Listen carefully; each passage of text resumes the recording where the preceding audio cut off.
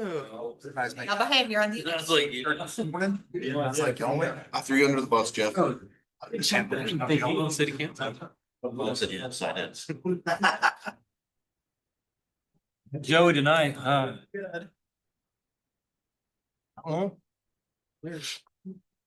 I tell you who is on there. Tim Lemons is on there. That's literally it. That's it. Some other planning commission meeting. Oh yeah, I got an email. Are you both on this? The more successful. Yeah. Calls me, he gives Christian, so. Yeah. And you know what I say is an interview. Come tonight, I'm cooking on, they changed. He's using the link to the Zoom, so. It's not been. Yeah, it's never been a big deal. but- And they. That you've been notified. Fire subs. So crazy, he's called you. And the rule that's set up. where it's on- Let you know.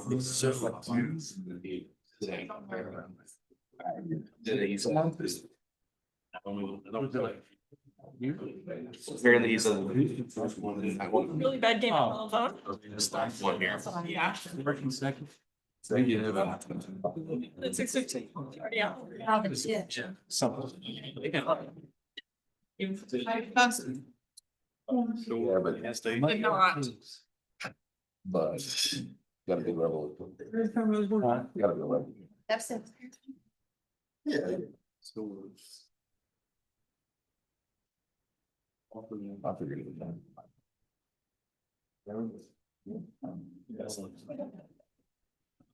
Harps doesn't. Say something. I don't want to. Couple of them. I'm just getting outside. This is what's. That's a lot, yeah. Yeah, so we started this one and Email. cover these. For the month. Oh, so I read the agenda. I can see on. Yeah, it's on the question. It should be, it was out, I mean, yesterday. Talk to one of the owners. It does even turn. Not necessarily. Hey, look. I know. But I know for a minute. See. The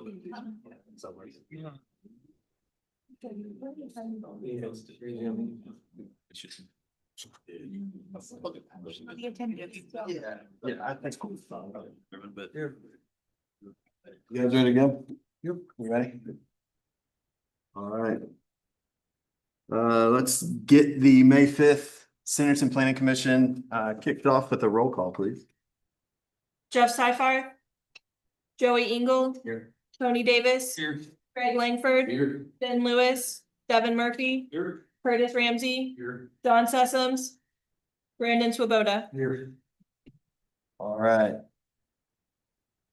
So the next item on here is number 3, the approval of the minutes from April 21st of 2026. I believe that's in your packet. Does anybody have any questions on it?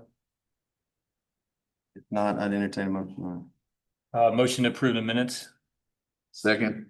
Motion in a second, all right. Moving on to number 4, the ratification of the administrative approvals. Looks like we have 2 home occupations. Same with that. Any questions? If not, motion. Make a motion to approve the ratification of administrative approvals. Second.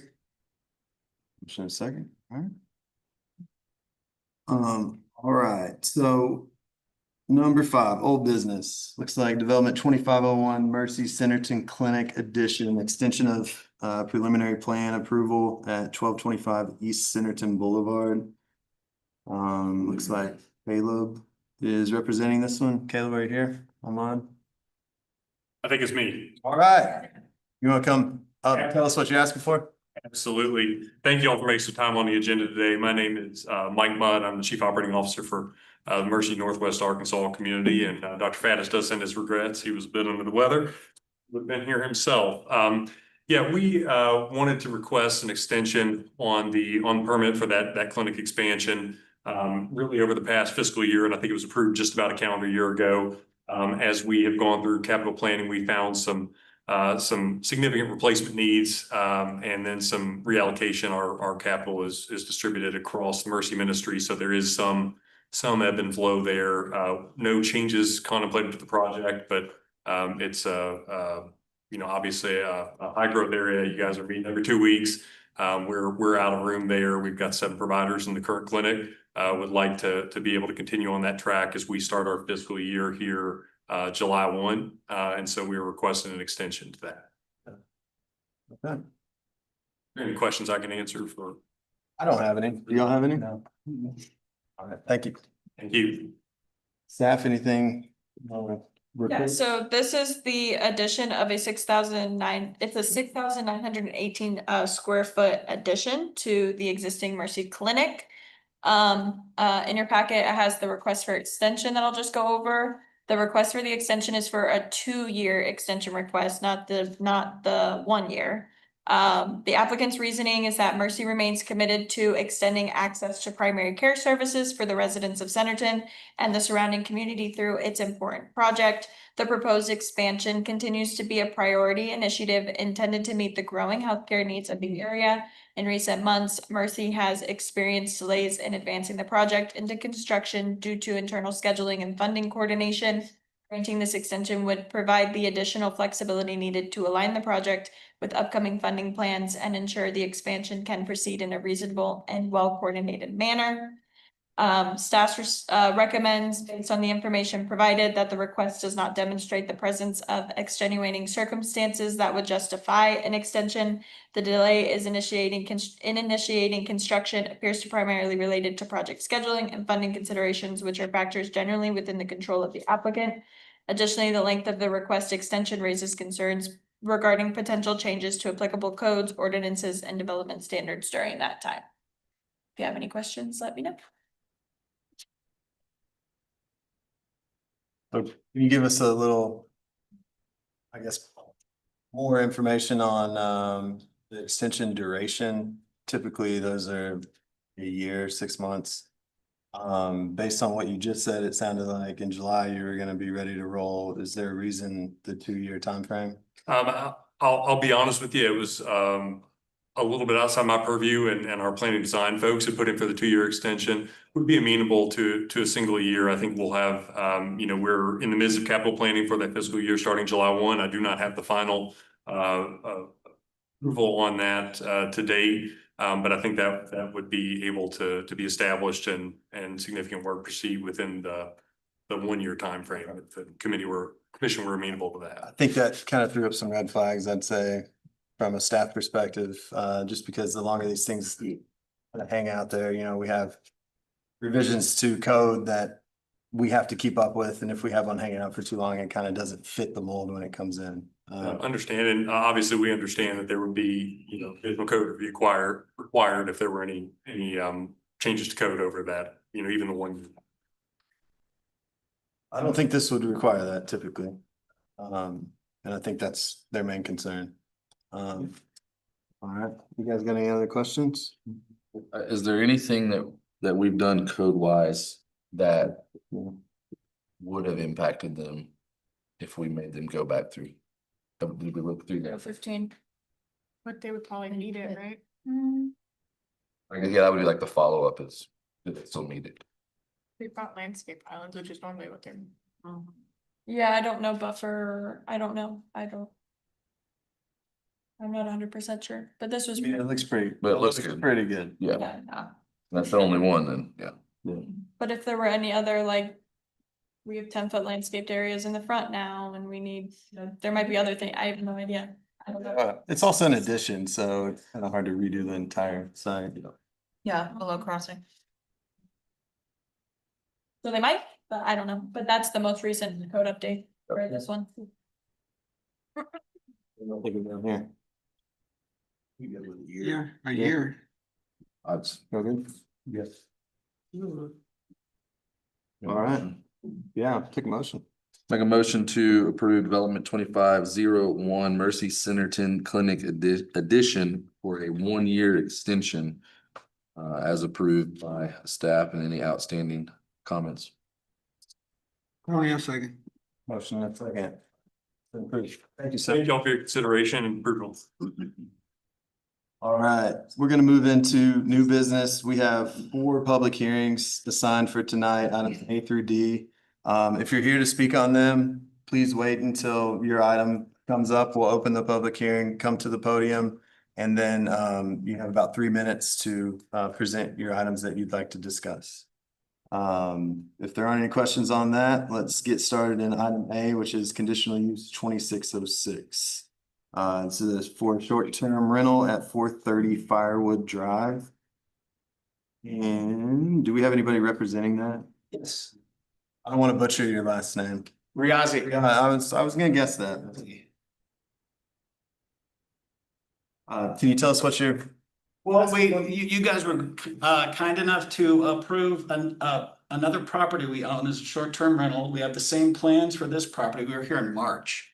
And this is to turn what used to be a long-term rental into a short-term rental. We've kind of focused now that we're almost finished with Sun Meadow, the other one you approved for us. We're really targeting business customers and traveling nurses, people who will just be one family that will come and stay in the property.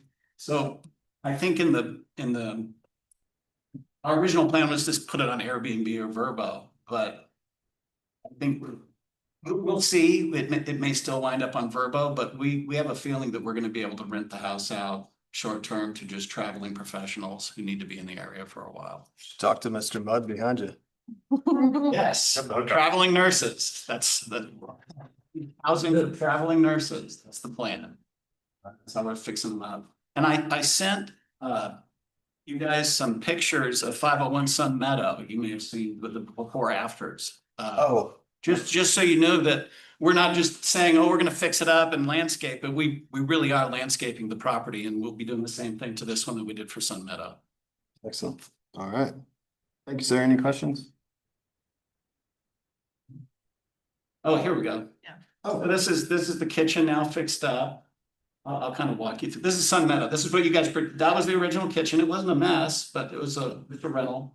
And we put butcher block countertops on it. And this was the original front of the house that you guys approved. And you can see now we've landscaped the bushes in the front. We put some little hedges at the edges of the driveway. And this is because the guy's out cutting the tree. So we are fixing it up. Making it nice for the neighborhood. That's good. All right, let us run through some things, and then if we have any other questions, we'll bring back up.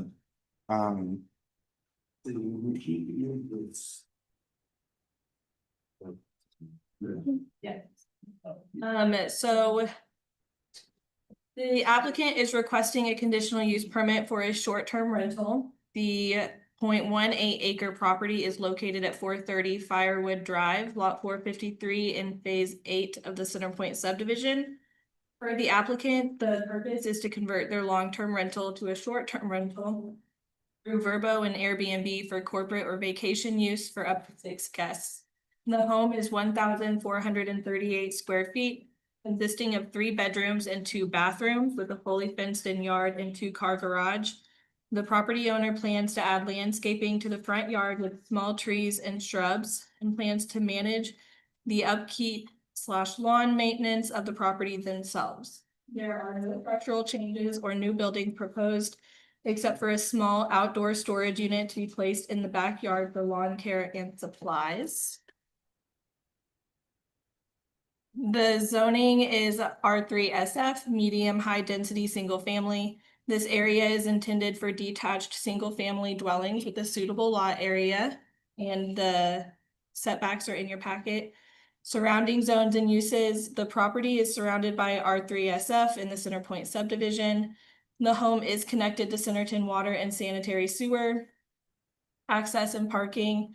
The property is accessed from Firewood Drive, which was dedicated as a local road with a right-of-way of 50 feet per the Centerpoint Phase 8 final plat. Firewood Drive allows for on-street parking on one side of the street. And the existing driveway and 2-car garage provide 2 covered and 2 uncovered parking spaces. Property management and maintenance. For the applicant, the property will be managed and maintained by the property owner and will have 2 employees for housekeeping and groundskeeping. The covenants for Centerpoint subdivision do not prohibit leasing or renting properties within the subdivision. The rental agreements shall comply with all applicable laws and zoning requirements. Covenants are a private agreement made between the POA and residents and are not enforceable by the city of Centerton, except for the sections that expressly name the city, such as maintenance. For term of approval and or expiration, term of approval is recommended for an indefinite period of time from date of PC approval. Approval of this use permit expires upon discontinuation of the approved use after 1 year and will require reapplication and reapproval. For PC consideration, the applicant has requested an indefinite period of time. The home shall have a mounted fire extinguisher, and the other general conditions are listed in your packet. If you have any questions, let me know. Awesome. Any questions from the commission before we open the public hearing? If not, I'd entertain a motion to open. Greg, I make a motion to open public hearing CU 2606 Riazi short-term rental. Second. All right. We got, the public hearing is now open, so if anybody in the audience is here to speak for this item A, conditional use 2606, please come forward. The second call. And I don't see any movement, so a final call. And I'd entertain a motion to close the public hearing. Motion to close the public hearing? Second. In a second. All right. Seems pretty straightforward. Do y'all have any questions on it? Any discussion? No. Everybody good with the indefinite time period? Is that consistent with what we've done? Just I believe so. Yes. All right, no questions. I'd entertain a motion for approval and we will do. Motion to approve conditional use 2606 Riazi, short-term rental. Curtis, I'll second. All right, we got a motion and a second. Can we do a roll call, please? Curtis Ramsey, Yes. Tony Davis. Yes. Craig Langford, Yes. Ben Lewis, Yes. Devin Murphy, Yes. Brandon Swoboda, Yes. Joey Engel. Yes. All right, that has been approved. Thank you, sir. Thank you very much. And just so you know, we've already hired a groundskeeper and the housekeeper from Centerton. All So right, everybody's helpful. keeping it local. Appreciate it. All right, let's move on to item B, which is rezone 2604 Trust North, potentially. This is a rezone request A1 to R3 single family. And do we have anybody here that represents it? Mr. Bates. So Jeff Bates, Bates and Associates. Did I get it right? Yep. All right. So, there's a developer want to develop this into single family subdivision. Since the last time, since we submitted a month ago, he wants to do townhomes now along the north property line, to act as a buffer between the apartments and subdivision that will rezone that portion. So tonight, we're just looking for that R3 asset. For the whole thing and then potentially coming back for, all right, let's not confuse everyone. This is just for single family. Single family right now.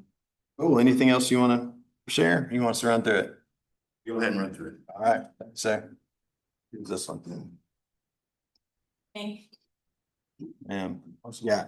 This parcel is located on the northwest of the intersection at Kimmel Road and Daisy Road. To the north of this property is the Stoneley apartment complex. Walmart adjoins at the northwest corner of this property. To the south across Kimmel is the future Flyway Crossings. To the east is Blossom Hills, and to the east of Daisy is Featherston West. There are some structures that exist on the property, which is a pole barn, dog kennels, and there is a cell tower that is located on the southeast corner of the property. The requested zoning is the R3SF, which is the medium high density single family residential, which is a zone intended for detached single family dwellings with a suitable lot area, and the minimum area and setbacks are in your packet for you. There is access from Kimmel Road, which is a major collector, with a right of way of 80 feet per the master street plan. Access to major collectors provide access to arterial roads, neighborhoods, parks, schools, and small commercial areas. They balance land access with mobility and direct traffic to the transportation grid. Will you go back to the vicinity map really quick?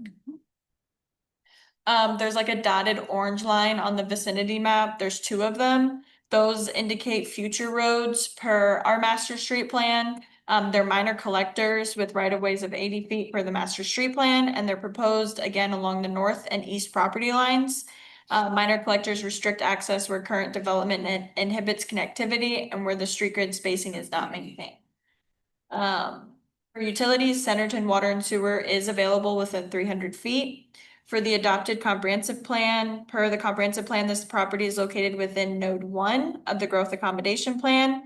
This area includes the new downtown center area, which should prioritize a higher density of resident infill development using compatible design standards to support the new downtown center business.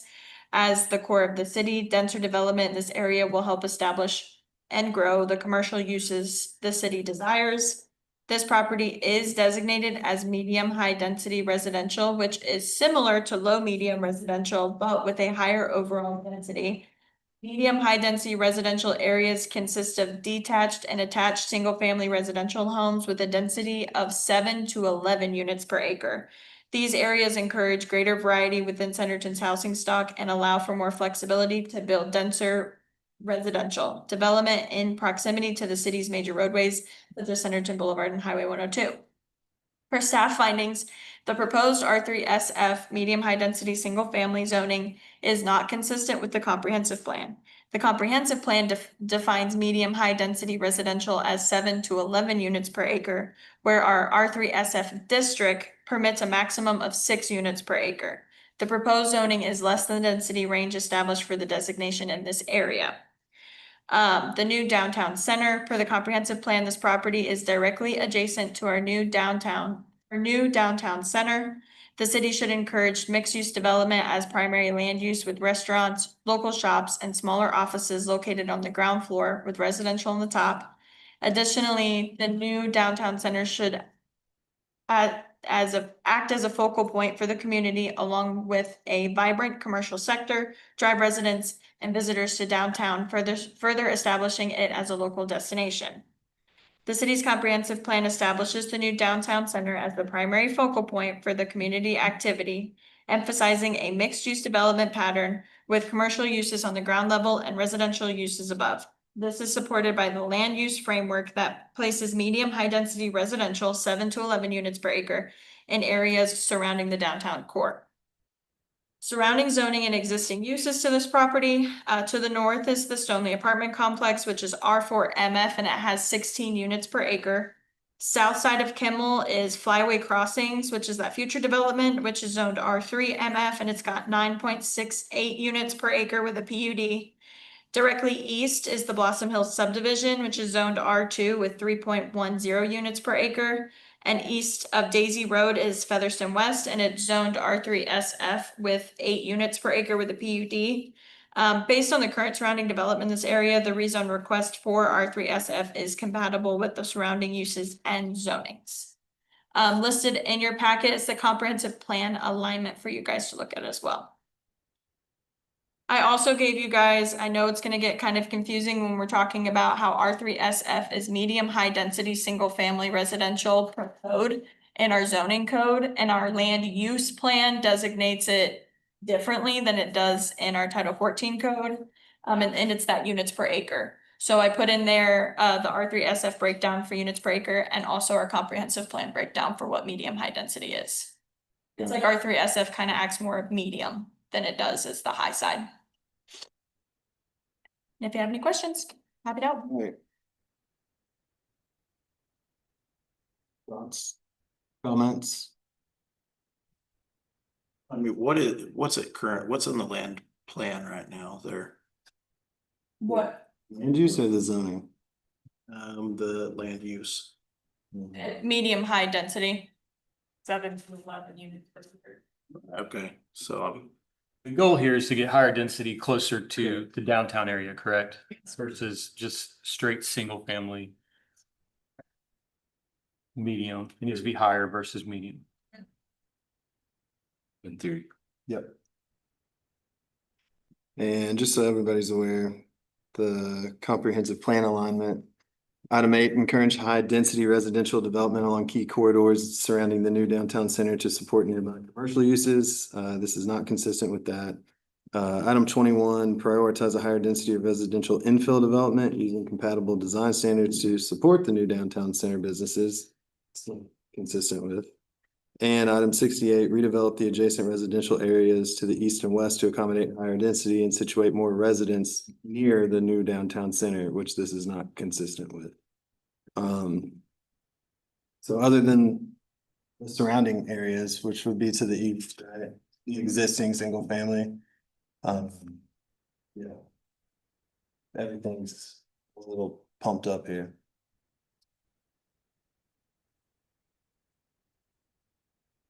What do you want us to do, Jeff?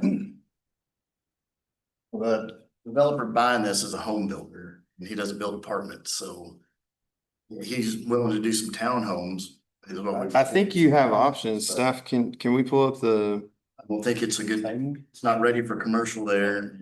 The tables? Houses. No, I agree with you, but I think you have some options on, Scroll. yeah, that one. To get to that density requirement. There's some duplex stuff, there's some multifamily, you can mix it up even. But unfortunately, all those are higher zoning classification, which we can't change at the, so. That's kind of what I figured. Yeah, I mean, we could vote on it. Or we can just table it and come back with something different. Sir. Probably be the best thing for this parcel. That's how I see it personally. Yeah, I'm not speaking for these guys, but when something comes through and it's not consistent, well, I I gotta agree. follow our code. You wanna do that? Yeah, let's do that. Then, I would entertain a motion to table item B, which is rezone 2604. Do we need to do? We got a. Hearing for tabling? I didn't hear you. Do we need to do a public hearing? Yes. Even if we're tabling? I would say that we do. Sorry.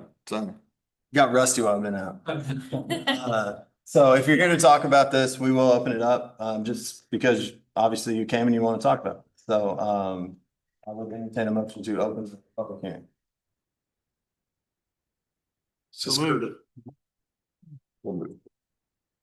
We got a second? Second. All right, thank you. All right, the public hearing is open currently for this item, so if you did come tonight to speak to this, please come up to the podium and let us know. All right. Good evening. I am Sudan. I'm one of the residents in the Blossom community. Can you say your name and address for it? Sudan Vishnumurthy, I can call me as Sudan. I reside at 530 Linda Lane, All right. Blossom community. Christian might need some help with the spelling later, Later. but we will get to it. Thank you. So we wanted to know how are we planning with the traffic? And also the land is bit slope there. We have water retention issues there. With the new upcoming constructions coming there, in case if they are increasing the height of the land, water comes into the backyard. Also, we wanted to know what exactly we are planning and how many houses we are going to get. All those kind of information we wanted to have some idea on that. So right now on the land use, it's slated for medium, high density residential, which is 7 to 11 units per acre. The issue that we have with the request is actually that the density isn't high enough due to the adjacency to the downtown corridor. Regarding your questions about the slope, the drainage, all of that, right now, this hearing is only for the use of the land. So this is the first step in that process. As we continue, obviously, they plan to come back with something that ends with that comprehensive land use plan that we have. And then once that zoning is aligned and they have a project they want to do, they come in, they submit plans, and then that's when that's evaluated. And by code, pretty much everywhere, you cannot push more water one way than existing conditions. So they have to meet at least what was going there or less. And then they'll have to detain the extra and release it. Them say hi. And for the you just pay. So, thank you.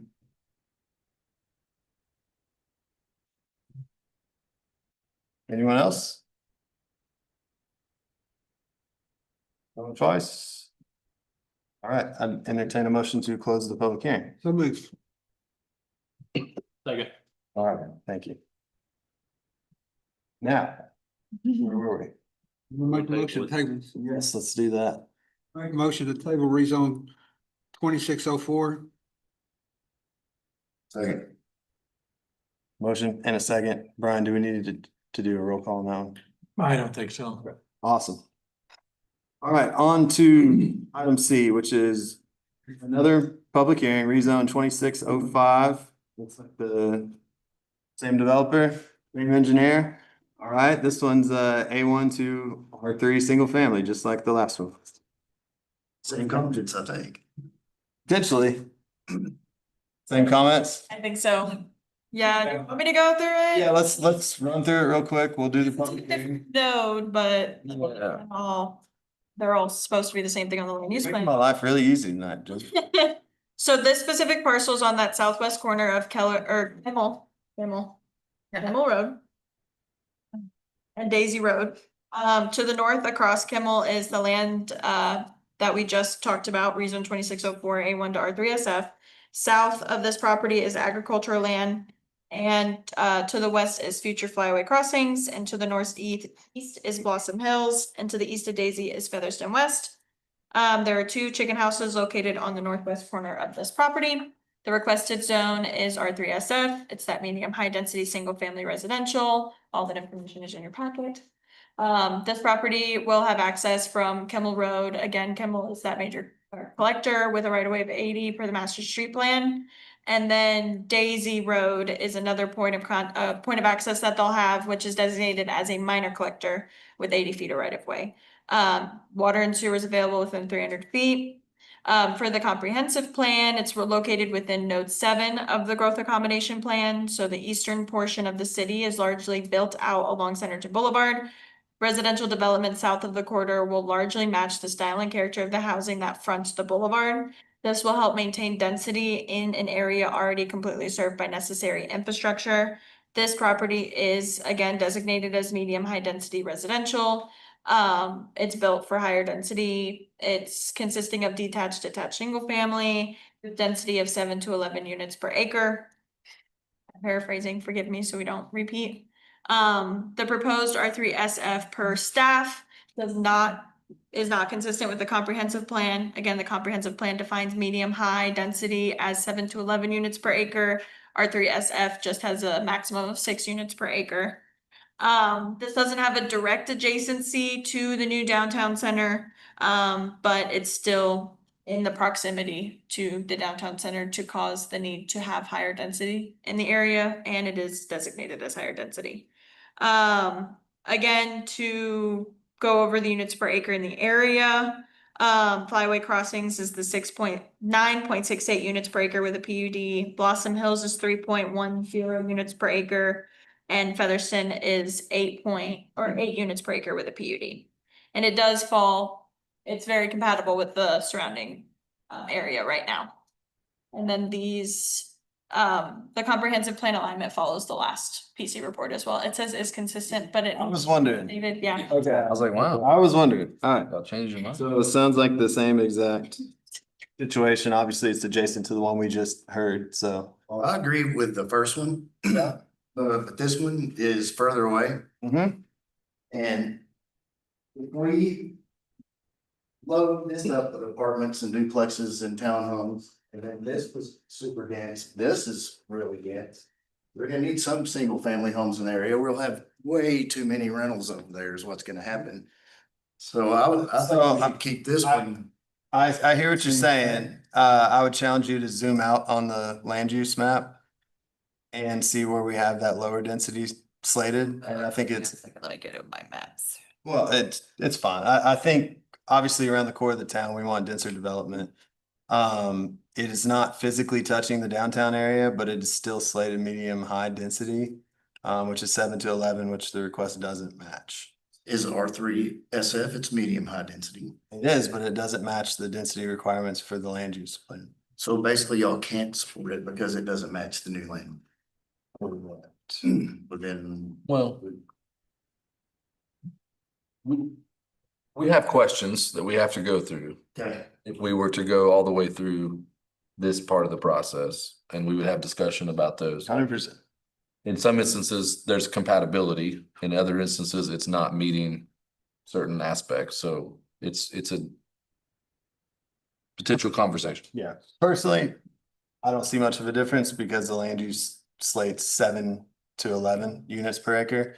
And the rezone request is coming in at a max of 6, right? So. Again, speaking for me, same deal as the last one. I don't know. Yo, what do y'all feel?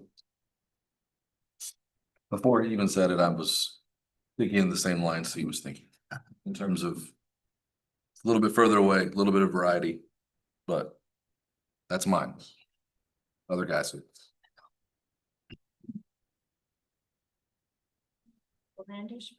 Well, you always, you like to share. I know you do. We invested in this study and we invested in the land use plan and we adopted it. And I think it's fantastic. And I think that our community is grown and adapted and growing at a fast pace. And I think that we do need to consider that it is medium high.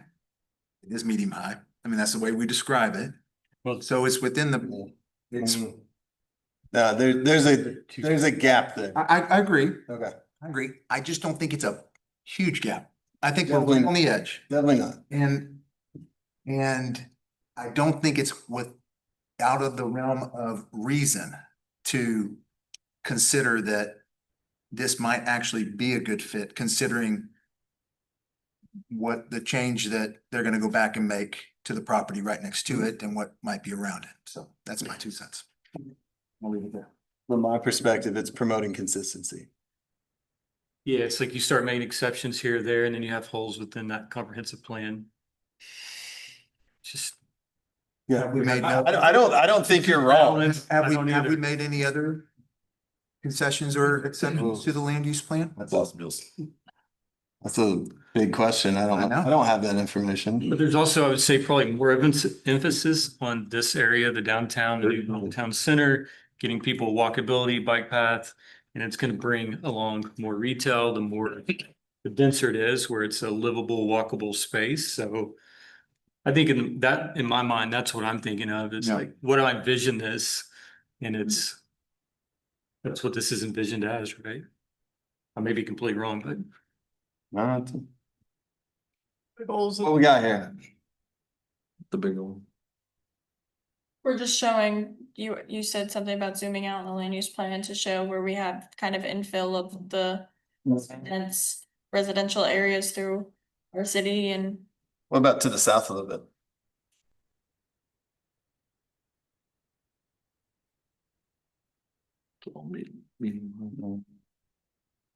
And actually. I mean, I feel like there's such a small area to really craft it the way we want to really make an impact on that new downtown. And so make an exception here, make an exception there, you end up being in a spot where you have all single family homes and a couple multifamilies. So And, okay, now I'm gonna express my ignorance just a bit, okay? So table 1420.01, R3 single family, described as medium high density, single family detached, correct? Land use plan.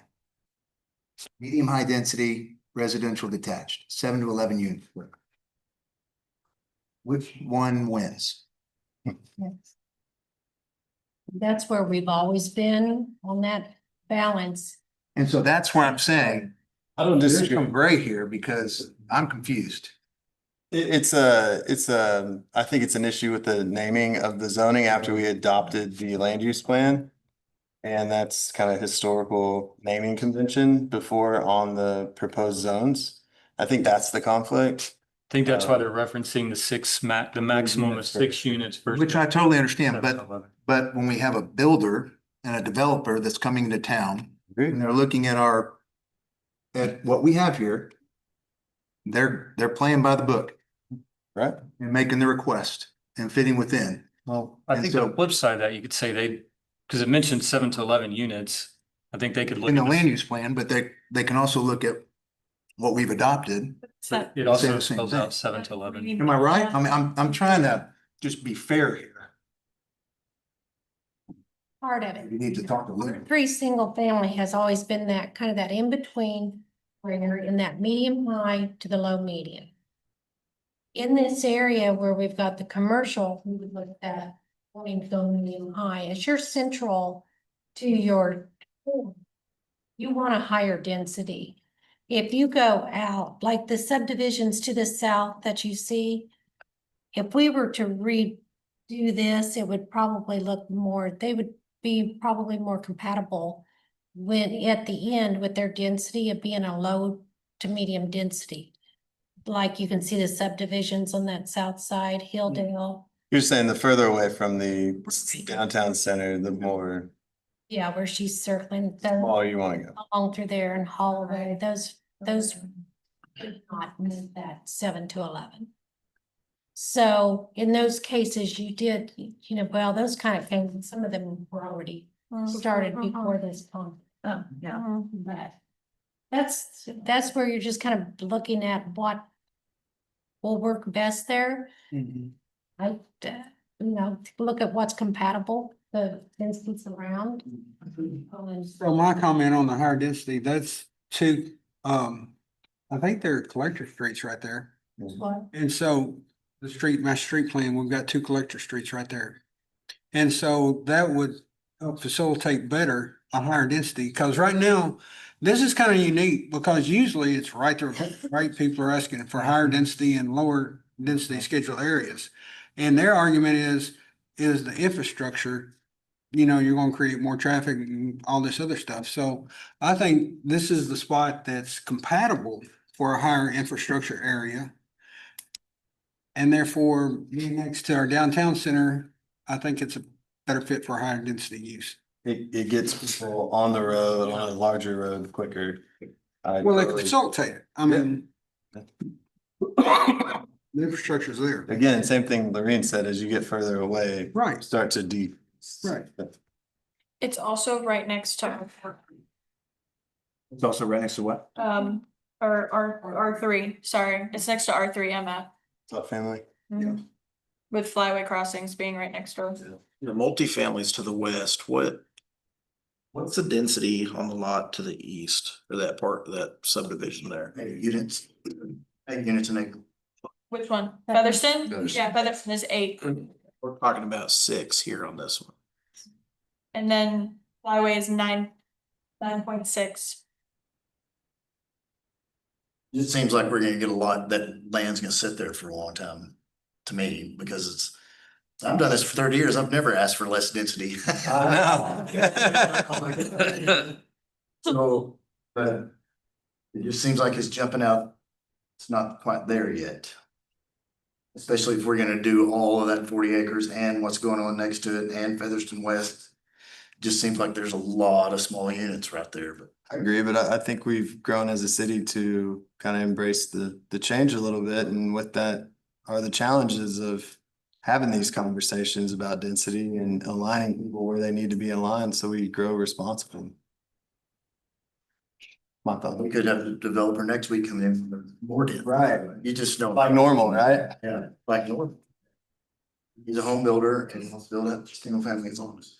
Yeah, multifamily. Would you like us to roll through this one? Answer questions, vote on it? Doesn't sound like it. Okay, It's also a public hearing. I know.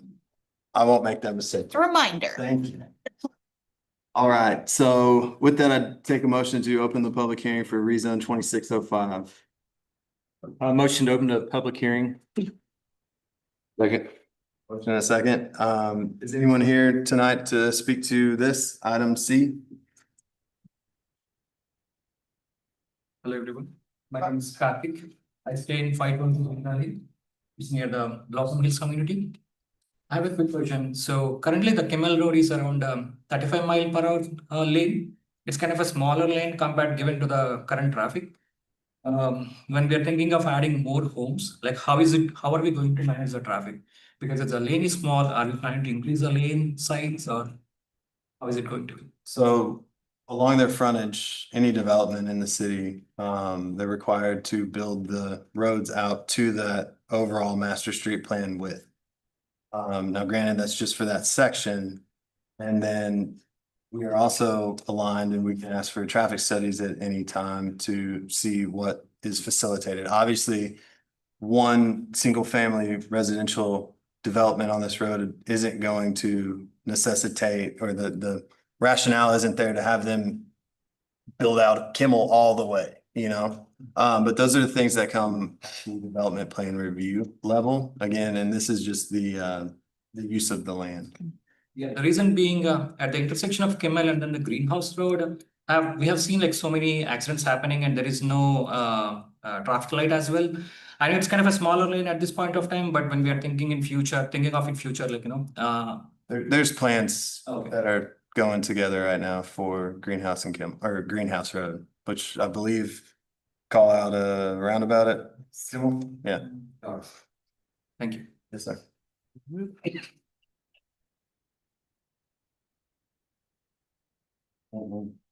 Anyone else?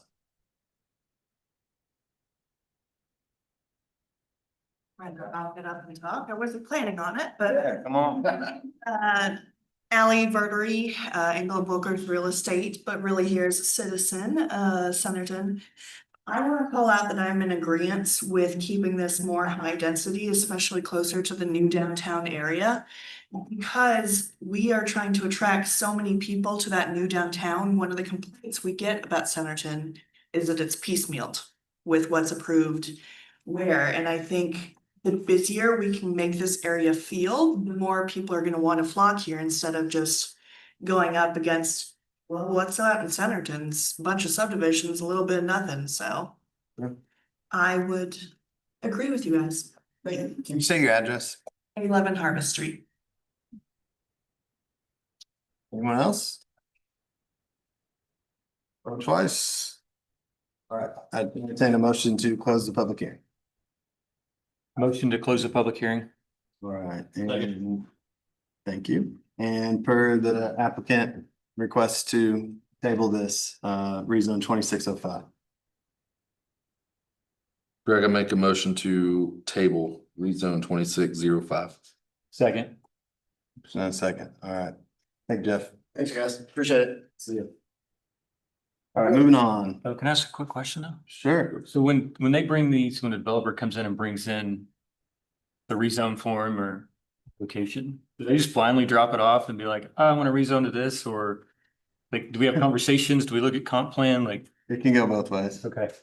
We did have a conversation. I just don't know how that. There you go. There you go. No, we had a pre-design plan.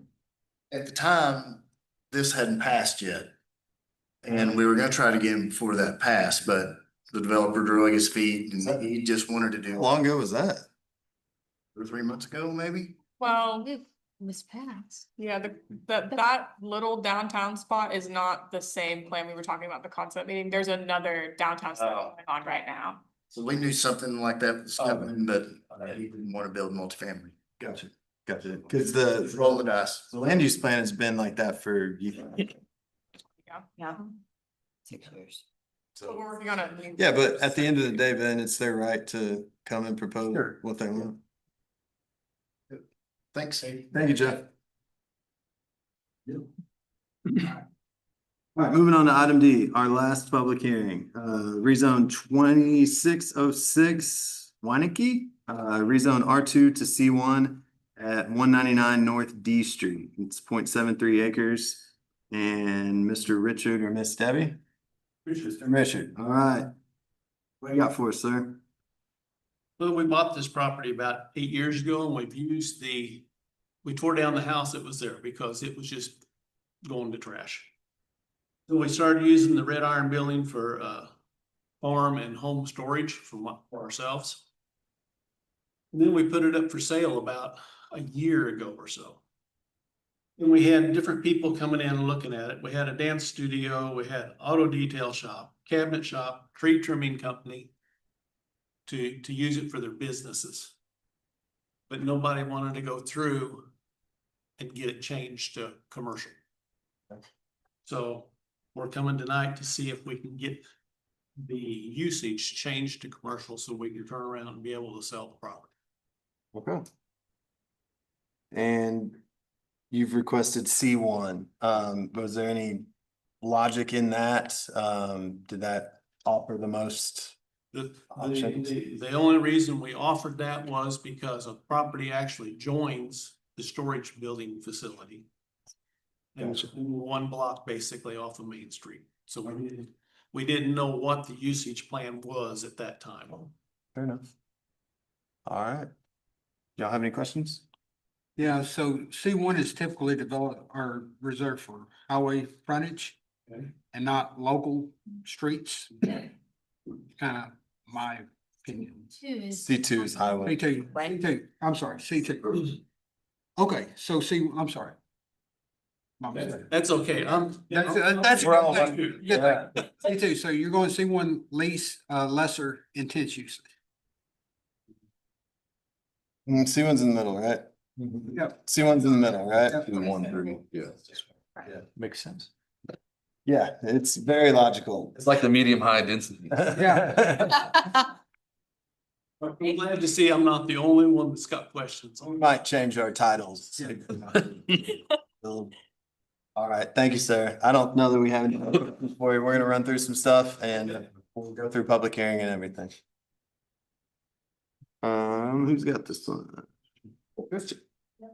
This parcel is located on the west side of North D Street, north of West Centerton Boulevard and across from West Spring Street. Uses of the surrounding property are residential with commercial uses abutting residential areas. There is an existing 1,496 square foot shed on the property being serviced by Centerton Water and Sewer. This property has access from North D Street and it is currently being used for storing paint supplies for a local contractor. The requested zoning C1 Central Business District is intended to be an area of intensive commercial uses, including retail stores, banks, offices, and the like. It is the retail core of the city. Due to the permanency of the existing structures and the nature of this district, structures may, subject to planning commission approval, be built to the front and in most cases side property lines, and those setbacks are in your packet. For streets, though D Street is designated as a local road, it serves as a minor collector, acting as a direct connection from Centerton Boulevard to Bliss Street. Local roads are mostly used to provide direct access to homes through driveways and curb cuts. Centerton Water and Sewer are available to the property for the adopted comprehensive plan. Per the adopted land use plan, this property is designated for low medium density residential, which consists primarily of detached residential homes with areas of attached single family residential. These areas have an overall density of approximately 3 to 7 units per acre, though lot size and overall density may vary from one part of the community to another. Low medium density residential neighborhoods should remain the predominant form of residential development in Centerton. For the growth accommodation plan, this property is located within Node 3, which should include low medium density residential infill to accommodate both attached and detached housing units. This will help maintain the desired character of the existing single-family neighborhoods while providing slightly higher density. Per the comprehensive plan, this property is located just north of the central section of the Centerton Boulevard corridor, which as the central business district, local businesses and less intensive commercial uses should be prioritized. Mixed residential and commercial uses should be encouraged as part of infill development to add density to the central corridor, along with smaller scale business park uses. Similarly, pre-existing community facilities such as fire stations, police station, and post office should remain to help support adjacent businesses and residents, as well as to provide access to other residents and businesses around the city. The area is anchored by the new downtown center to the east. Mixed-use development should also be considered compatible in this area. Staff findings, the proposed rezone from R2 medium density residential to C1 central business district is not consistent with the land use and growth accommodation plan, but it may be consistent with the comprehensive plan as a whole, given the proximity to the central corridor being 500 feet from West Centerton Boulevard. For surrounding zoning and existing uses, there are a mixture of residential and commercial zonings and uses surrounding this property. The properties directly abutting the subject parcel to the north, south, and west are zoned R2, and to the east is zoned R3 MF. Slightly further south is property zoned C1, and to the southeast and southwest are property zoned C2, highway commercial. Staff findings, based on the current surrounding development in this area, the rezone request for C1 could be compatible with the existing surrounding uses and zonings and potential future development. The newly adopted Title 15 code requires buffers between residential and commercial uses. The comprehensive plan alignment for planning commission's consideration, the proposed rezone is consistent / is not consistent with the following implementation items in the Centerton comprehensive plan. And those items are in your packet. They are consistent with the 3 that I've listed.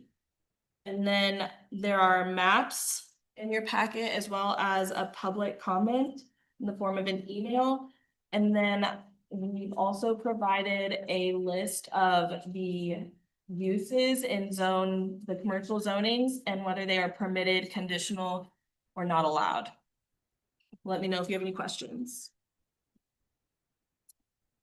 I do have a question. So when we look at the image that you've given us here where it says zoning map, land use map plan. And there are 2 pink areas, both with white lines on it. Is the land use, that is our land use plan. That was the plan for that property, correct? Well, the yellow is. The yellow is. The Sorry. pink is an overlay. It's yellow on the land use plan. Background. Yeah, it's just showing the buffer. I understand, but It's not, It's not. it's not slated for commercial. okay. It's yellow. So This is what it currently. this is right, the zoning map. Okay, okay. We've had this problem for a while. Okay. It's confusing. Diane's gonna pull up the actual land use plan so you can see it. No, I'm in here and say. You do make the background what it is on the land use plan. I just. Mess this one up. Oh, that's okay. Sorry. No, it's fine. I was confused, and if people were No, watching it's still online and you pulled it up, they're Yeah, confused, no. and so we just need to There we clarify. go. Right here. Oh crap, keep forgetting my mouse is dead. Right there. Thank you.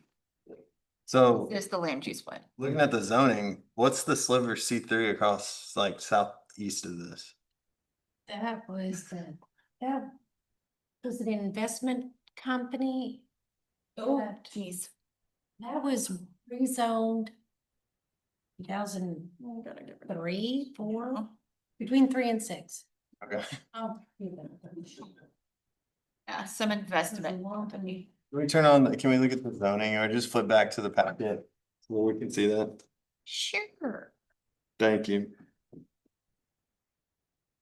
Cause that's a little anomaly. Yeah. Yeah, that's, we looked it up and it was so long ago, we couldn't. What's the current use? I don't know if it's residential and that they operate a business out of it or, Rental. I mean, So Not real positive. listening to staff, I think the question tonight is. Where does that, this is in a kind of an odd area on the comprehensive map. It's kind of a little jog that.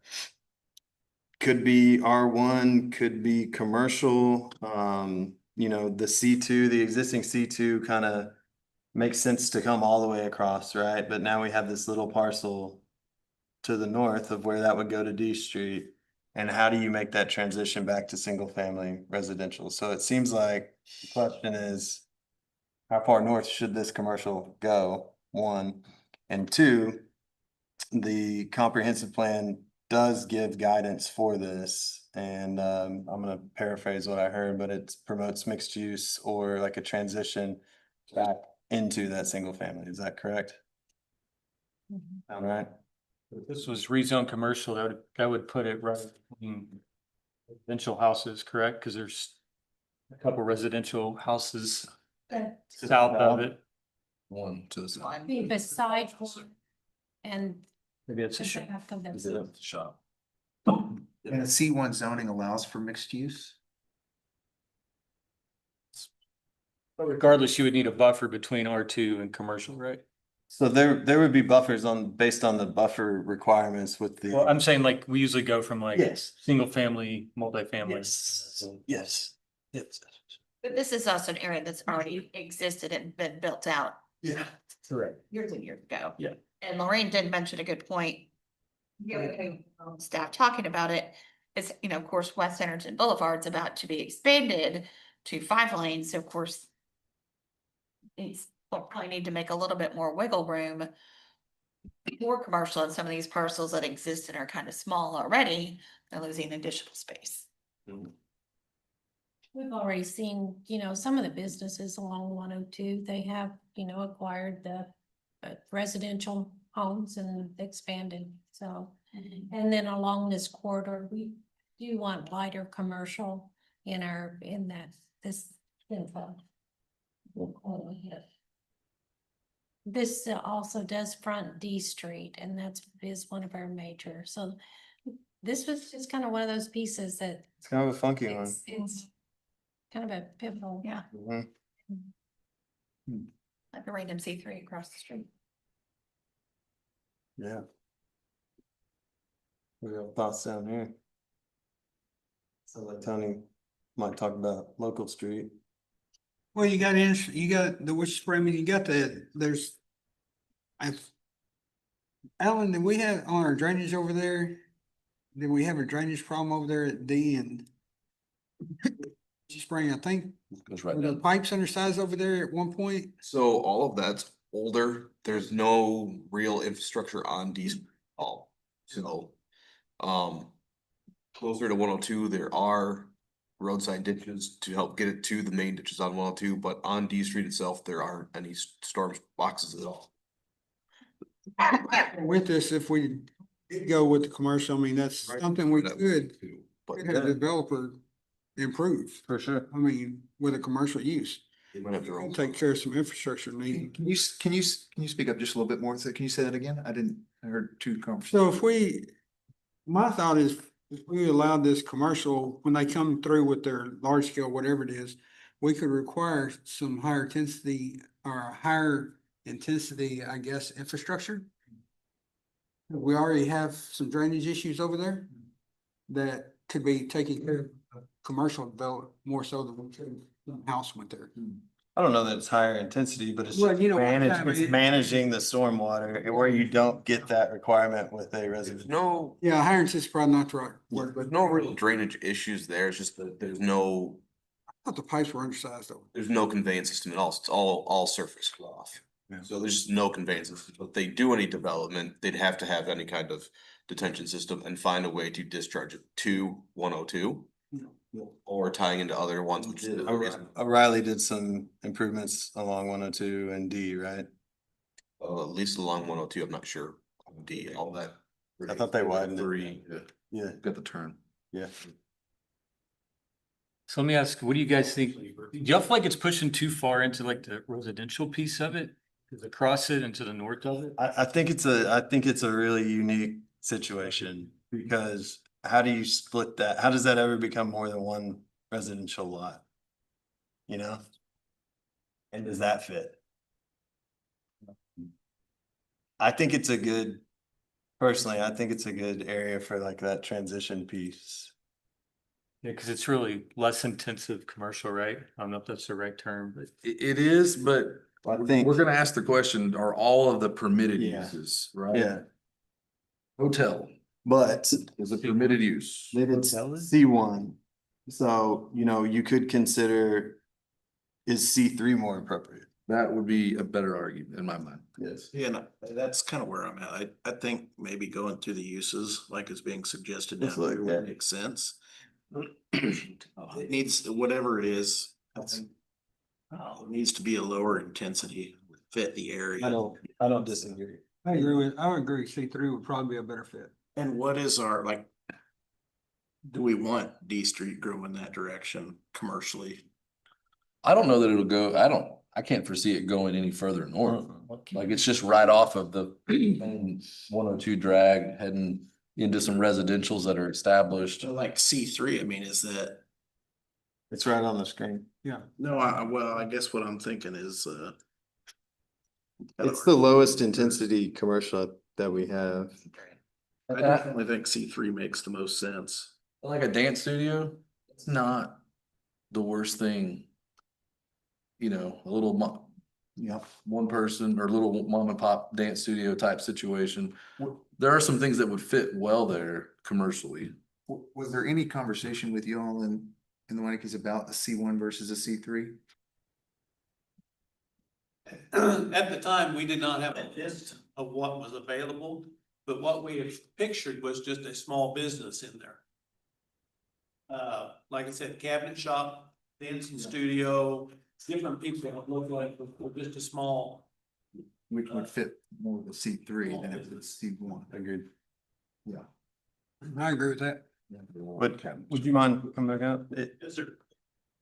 It sounds like through discussion here that you've heard about that the concern is the intensity of the commercial zoning. Yes. That close to the adjacent residential.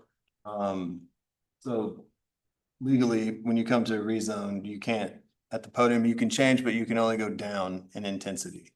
So would you be open to the C3 neighborhood commercial zoning? From the list that I received, I think C3 would work for us. Because that's the small business we've been looking at too. Sure. You know, they've been wanting maybe to either turn the shop building there into a small business or eventually add on to it and use it for storage. It's. Sure. And that's what I gathered from how you presented it too. So I just wanted to make sure. So is everybody in agreement on that? Okay. And I think that's how we would feel comfortable proceeding as well. So from here on, I think we're gonna be talking about it moving to a C3 instead of the C1 as you presented. That's fine. All right. Thank you, sir. You. All right. What else? Anything else before we open up the public hearing? All right, I'd entertain a motion to open the public. Hearing. I'm gonna make a motion, open up the public hearing on rezone 2606. Second. All right, we got a motion and a second. If you're here to discuss this rezone, please come to the podium. Nobody? We got some, I think we had a letter. You got a letter, yes. Second call? Third and final call. Motion to close the public hearing? Second. All right, public hearing is closed. Did we need to read that letter? It would be good for the record, dude. Yeah, I was gonna state that. Wasn't sure if we allowed to close it. It should be part of the public hearing. First? Yeah. Motion to open the public hearing? Do we need to reopen it, Brian, to say? Let's for the formalities, yeah. If that makes you feel better, we can do it. I will make a motion to open the public hearing. Second. All right, reopened. So we did receive one letter regarding this rezone. And it looks like there's some issues with traffic. There were some discussions of what's on that site. Potential problems if that would have caught on fire and blown up. And the resident does not agree that this is any sort of commercial area. I think that sums it up pretty well. So. I will make a motion to close the public hearing. Second. All right, now we're back on track. All right, guys. Any other discussion that you guys want to have before we start going through our questions here? Doesn't sound like it. All right, so first question, is the rezoning consistent with the adopted comprehensive plan, including the adopted land use plan? If not, why? I think, personally, I'm trying to find the statement here. When you look at it, no.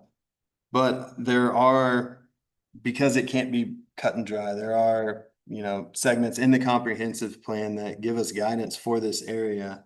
So It in talks that way, about that being a node area. yeah, in that way, I do feel like it is aligned. Does anybody disagree? Kind of a hard one. I was reading their note. Yeah. Trying to find it too. Oh, I see it.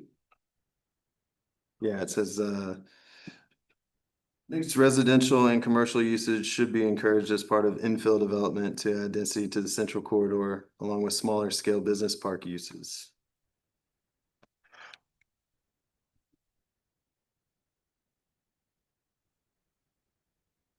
The area is anchored by the new downtown center to the east. Mixed use development should also be considered compatible in this area. Anybody? We all agree on that? I think I'll have to say no Okay. on this in terms of the way it's worded, right? Yeah. Is it consistent? No, it's not consistent.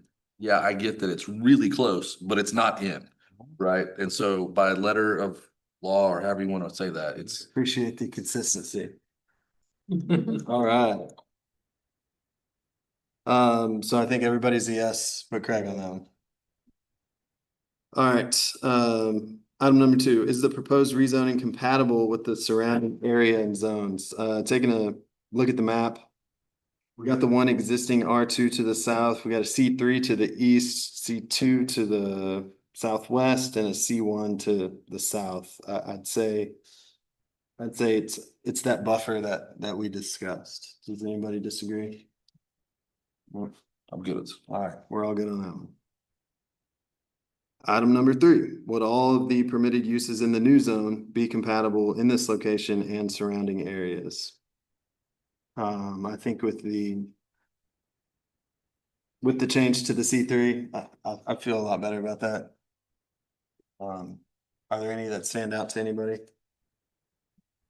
You could argue a grocery store, but I also don't think the size of the property. You can't fit. I can't put a grocery store on it, so. We're working on that schedule of uses that will go into your retail. Yeah. On your sizes. It looks like the vast majority of that is conditional anyway, so. I was just looking at the green ones. Me too. Greg, you're the one that brought up the grocery store last time. Hey, look, we just don't need grocery stores.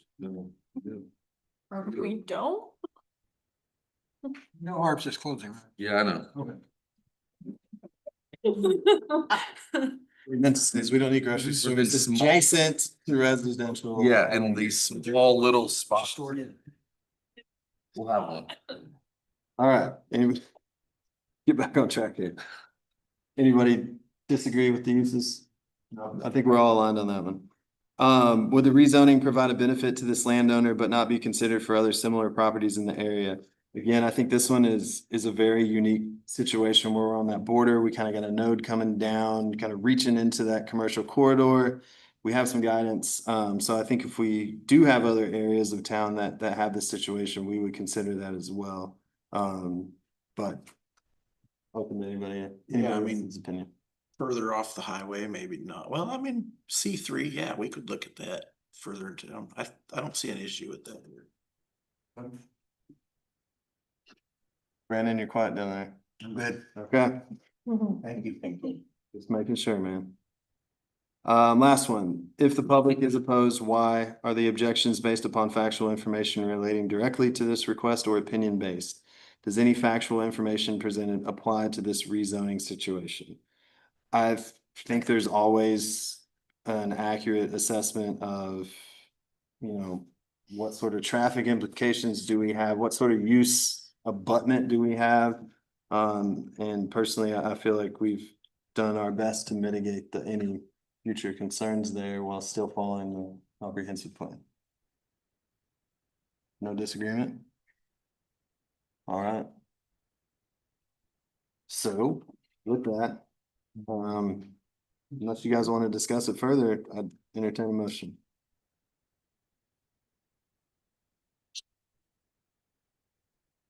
Curtis, I'll motion to approve the rezone. REZ 2606 Weineke. From R2 to C3. Craig, a second. Motion and a second. Can we do a roll call, please? Tony Davis. Yes. Devin Murphy. Yes. Curtis Ramsey. Yes. Ben Lewis. Yes. Brandon Swoboda. Yes. Craig Langford. Yes. Joey Engel. All right, it's been approved. Thank you, sir. All right, moving on to item E. This is subdivision 2401 A1. Clarify, you said approved. I'm sorry, it's approved through planning commission. We recommend this to council for approval, so it still does have to go to city council. Thank you for clarifying. It was confusing. Seems to be the theme of the day. I know, man. I'm telling you, I'm rusty. Item E, subdivision 2401 A1 Crystal Cove Phase 2 amended plat. I'm glad we're just also comfortable seeing me. 100%, like sincerely appreciate that. Got it. Keep Mr. Lemons, is he on? on to Demon? So little hand raised, so yes. He's raised his hand. Yep, I allowed him to talk, so. All right, Tim. Well, thank you for allowing me to talk. I appreciate it. Okay, yeah, this is Crystal Cove Phase 2. It is a basically we're amending the original plat. What happened was the previous engineer, which was not me, when he designed this subdivision, he did not take into account, he's got a certain building pad, it's like a 30 by 50 on each lot. But when he laid it out, when he did his design, he did not make the lot lines perpendicular to the road. So therefore, we're trying to fit a trapezoid inside of a rectangle.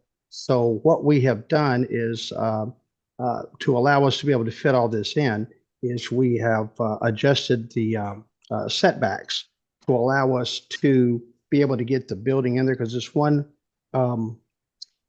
monolithic building. So you'll have 5 units in a row and they all have to be in the same plane. So this was the best situation we could come up with. And we're presenting it to you for your approval.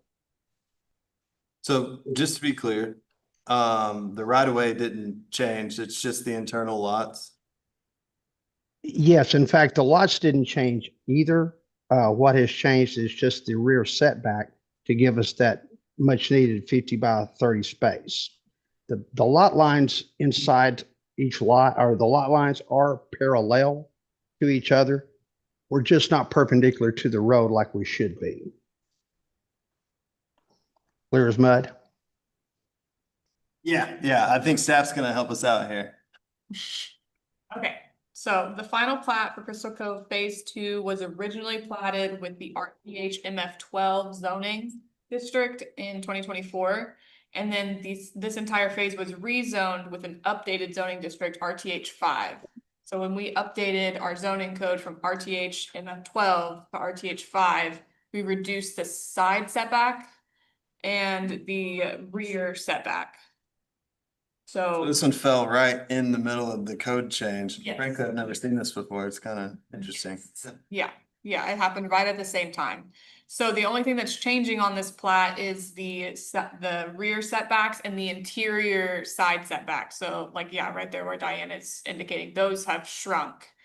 And then there were some drainage easements that were clarified at the request of Alan to ensure a continuous drainage easement along some lots.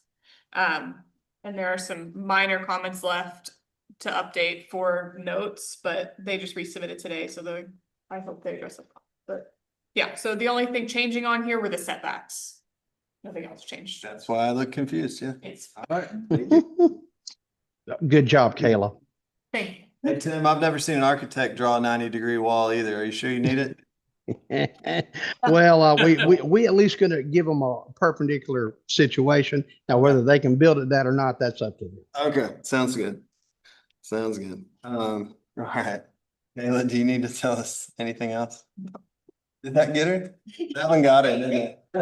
Got the Eagles now. It's true.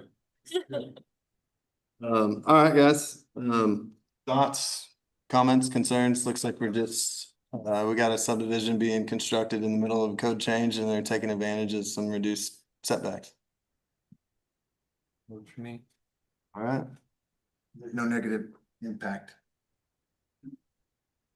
It's actually all straight now. we got it straight. Cool, then I'd entertain a motion. Motion to approve subdivision 2401 Crystal Cove Phase 2 amended plat, amended final plat. Second. Motion and a second. That one, it will be recommended to council for approval, Tim. Thank you. Thank you. All right, I assume you're gonna stay on the line for the next one. Yes, sir. All right, the next one is subdivision 2402 A1 Crystal Cove Phase 3 amended plat, and just educated guess, I'm gonna say we're gonna do the same thing. You're brilliant. Thank you. You make my life easy. Rinse and repeat. All right, staff, do you want to just give us a quick rundown? Yes, so this is the final plat for Crystal Cove Phase 3, which was also originally platted with the RTH MF12 zoning in May of 2024, and this entire phase was rezoned to the updated zoning district RTH 5, which is in September of 2025. And so this amended plat is to update those setbacks according to the new zoning district and clarify drainage easements. So that they're continuous, and this plat had the same minor comments outstanding regarding notes and some making sure fences aren't in drainage easements, that kind of thing. That they resubmitted today. So we'll make sure that gets approved. All right, have these been finalized and they're just waiting on the final plat, or has the final plat already been? The final plat was recorded and done, and now they're having to amend the plat to reduce the setbacks. Gotcha. Okay, so essentially same thing. Anybody have any questions on this one? All right, if not, I'd entertain a motion. This is Tony, I make a motion to approve the division 02A1 Crystal Cove Phase 3 amended plat. Second. All right, Mr. Tim, you got the same deal on this one. It will be, looks like council next meeting. Thanks, Thank sir. you. Thanks for everybody for helping. Appreciate it. Bye-bye. All right. Item 7, other business. Planning Commission bylaws. Joey. Oh, let me get to the right page. Of course, last time, we went over the changes that staff had found that needed to be updated. So now we're going to go. Can you zoom in that slide? Screen is very far away. Try to get where they okay, is that better? Yes. No, and I can't, it doesn't help that I don't know how to make it bigger. Take up the whole screen.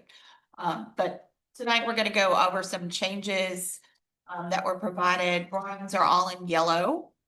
And there were some areas that Maureen caught some little changes that are in blue. But for membership and terms of office, Brian has recommended that prospective candidates may be interviewed by the mayor and at the mayor's discretion on the planning commission, by the planning commission chair or designee and planning director or designee. Oh, where you at? Which number? Number Article 2, 2.2. 2-2. Okay, got it. What's that? It just had collectively or something? Yeah, it's Together. That's it. previously it said prospective candidate should be interviewed by the mayor, planning commission chair, and planning director together. Gotcha. What it stated.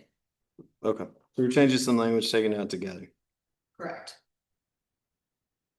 And I know we have talked about it before, but I know when Brian looked at it and when we reviewed it, there's no term limits for the planning commission, so you can serve. That's pretty standard, right? Bentonville has 2 4-year terms. Then they have to like lay off a year, but then they can come back if they so choose. But we have added this section about appointments to fill vacancies shall be, of course, till an expired term Notice shall be made 60 days prior to the end of a term for applications and interviews of applicants. Of course, you may reapply, but you would also have to be interviewed to determine if you are the applicant to fill a position. Now, Bill said that since, this is coming in at the very end, that would take effect whenever the next cycle of planning commissioners come through. Should this maybe be restated a little, that at the end of the term, I'm gonna put that first, notice shall be made. Kind of backwards. Is this for like us to decide, or like, I don't understand it. This is kind of like Congress giving themselves a raise. It used to be, They do that. it used to No. be that the planning commissioners would would reappoint someone. The council had changed it so that they wanted the mayor to open up position for interview. So we did that for vacancies. Right. Interview. Well, now we're looking at, this would be, and this won't be for this term in June, because we don't have time to do 60 days. Right. But for the next year, when your terms expire, 60 days prior to that date, the position would be open, and then you would also apply for that position again. Is what is this supposed to be saying? I think You can, it's a little- how does that play with the consecutive terms? So you would reapply every time? You could get two, then you take one off. Yeah. Is that the goal? Is that the gist of it? I think we're recommending term limits. No, this is For reapply. That's more of a note. Yeah, this 3 members shall hold office for that's stating the way it's staggered, and that's specifically like from the code. I didn't make that sentence up, but the staggered. I'm just saying that this paragraph may need some clarification in it. Because if, as it's shall hold, it used to say it would be reappointed if it was determined, okay. Who makes a decision?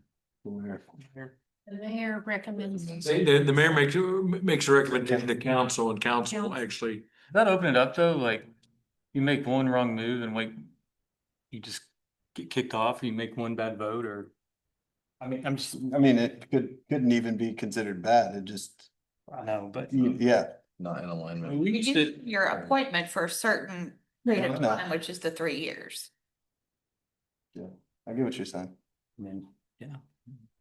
There was a time we used to panel people and we did the interviews. Yeah. And then it was kind of brought up, if you're trying to get on for self gain or anything like, so it was kind of a forewarned that.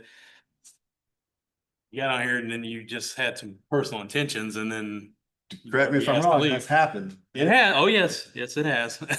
And it was up to the chair and the mayor to, because that was really the body that. By this was the controlling body of the mayor being the pointer and then the chairman. It gave them some clout to sit down and. I see where Ben's coming from though, like, do you? I mean, I don't care. I'm just saying the what if, like. No, I understand, like, do Jane Joe, you voted twice against this, a new mayor comes in and they're like. It was always for the betterment of the city, which is putting your foot forward. It wasn't for the betterment of whoever's sitting up here. Yep. Yeah, Now we don't have any fear of like speaking our mind or voting certain ways. right. What's the legal counsel say on that? Like I said, I don't care either way. Just. I'm not sure that I completely understand. I mean, you're saying if you make a vote that the mayor's not happy with, at the end of your term, you're out. Whatever, is it, okay? I mean, like, I mean, you get voted out by citizens if they don't like what you Right, do. right.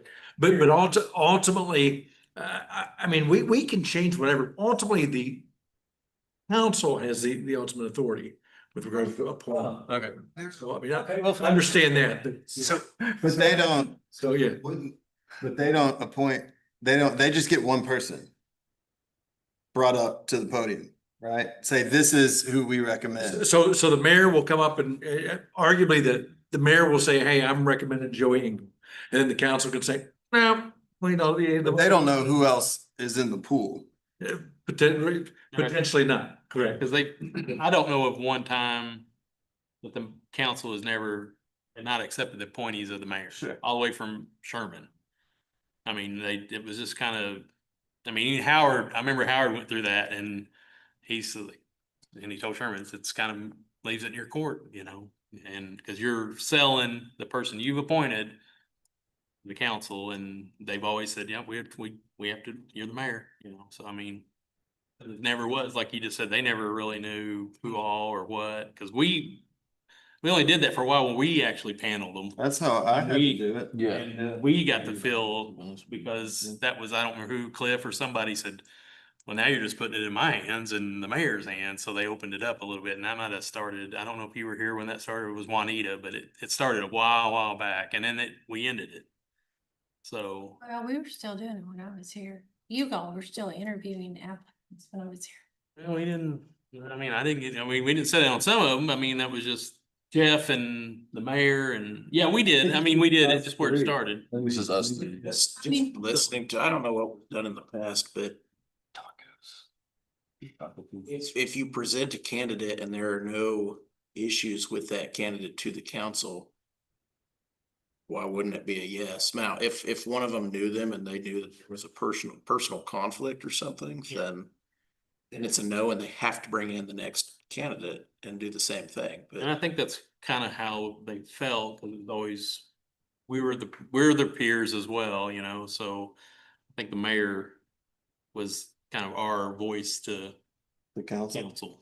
So, because they have their business is different than ours in a lot of respects. We don't, I mean, that's the way it was kind of, when Keith was on here, I mean, if he was here tonight, he'd probably tell you it was Judy. There was always, I put on my city council hat and I put on my planning hat, you know, when they serve both, because it is different. You know, they look at things different, and we haven't had that in a while, but I mean, we did. I guess Keith would have been the last one that we had. I mean, my dad served on both because that was the first time they had planning commission. So they didn't really have a planning commission. They just kind of formed it with council. So I guess Was this changed, Diane? Well, what year was this last version?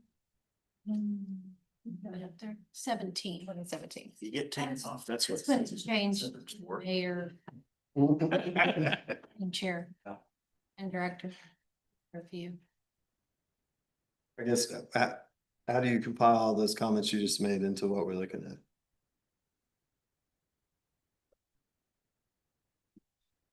at? What is Devin? Well, I'm just saying that the way it's with the mayor, that's the way it's really always been. It's the mayor's point that was appointed. He, whether it was Sherman, Bobby, Ken, they always kind of visited with us, and this, hey, we got, you know, we have a vacancy.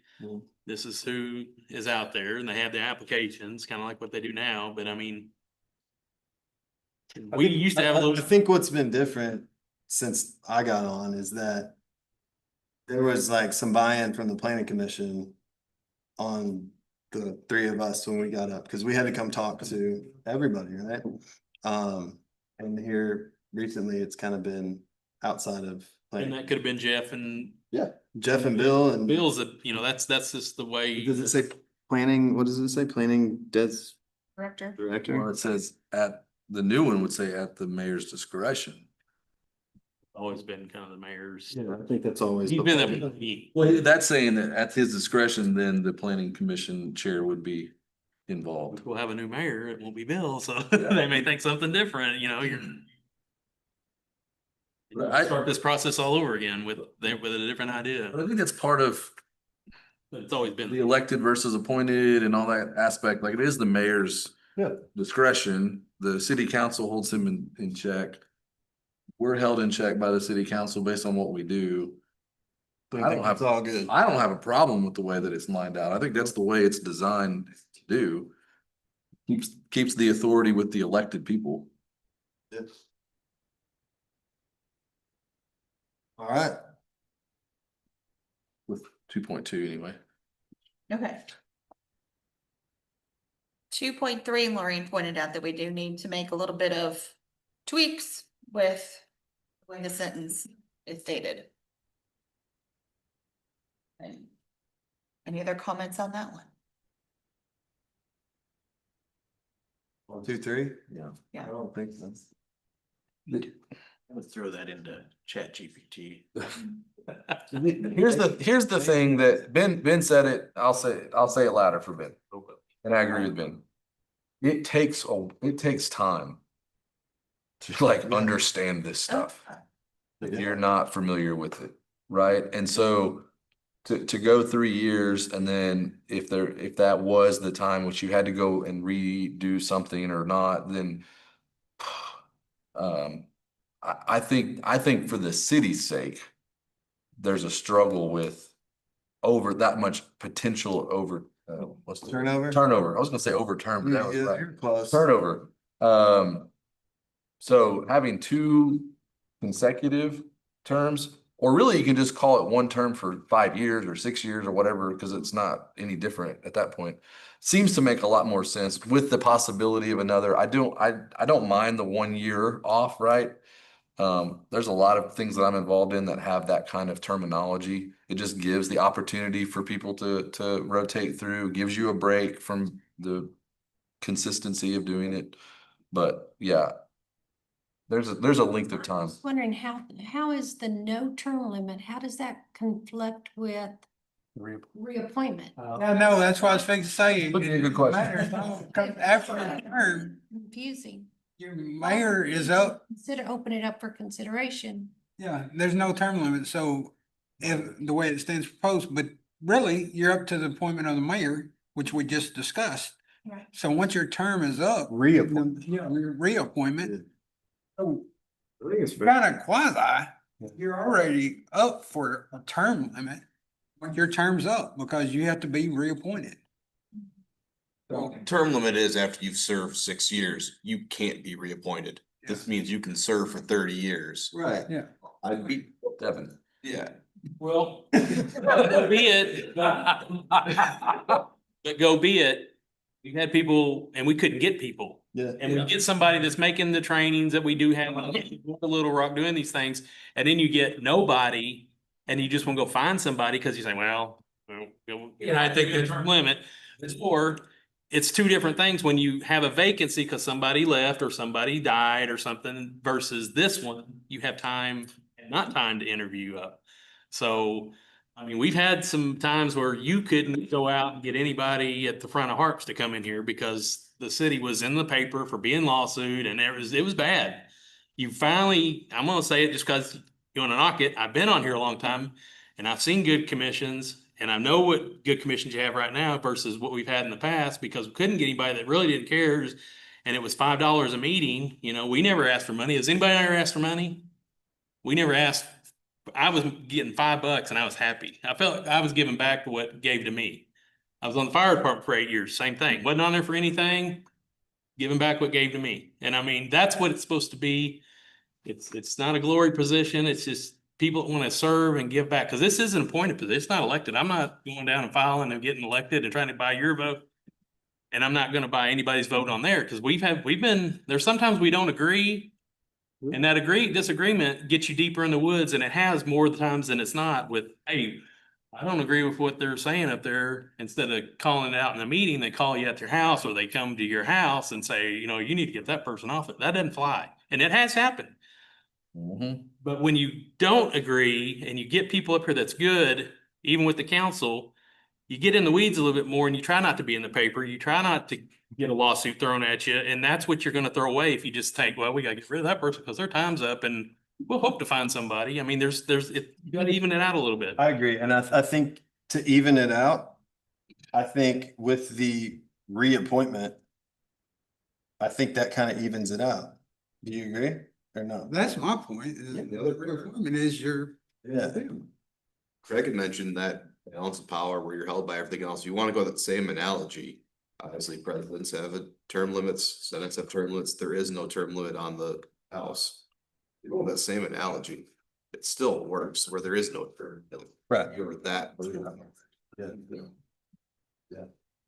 It's just like sometimes the chairman, you know, nobody else wants to step up and serve, so they take it again. Doesn't mean they always want to.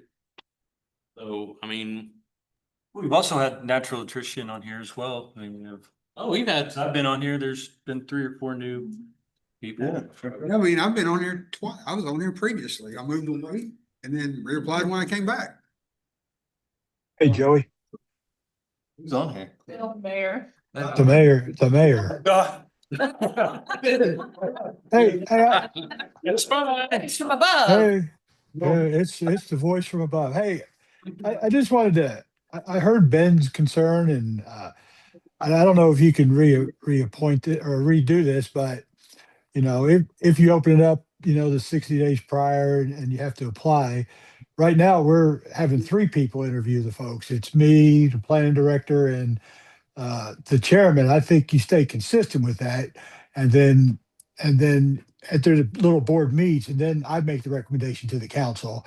And this is not new. This actually came up a couple years ago with a former council member. She, you know, wanted to do this every time I tried to reappoint him, but we never really went forward with it. So anyway, that's what brought this up in the first place. Just for the record, I was playing devil's advocate. I'm not concerned. Yeah. I would like to take that sentence though and move it to the end, saying that planning commissioners can be appointed, reappointed, and then no term limits. Yeah. It's just kind of stuck. Yeah, I think you reorganized it. Points. Yeah. Right, I think we're good. We're good. Ben, are we good? I'm totally fine. I do know it's Cinco de Mayo today, so. Now watch what you say. or- Between you guys and tacos. Sorry about that. Oh.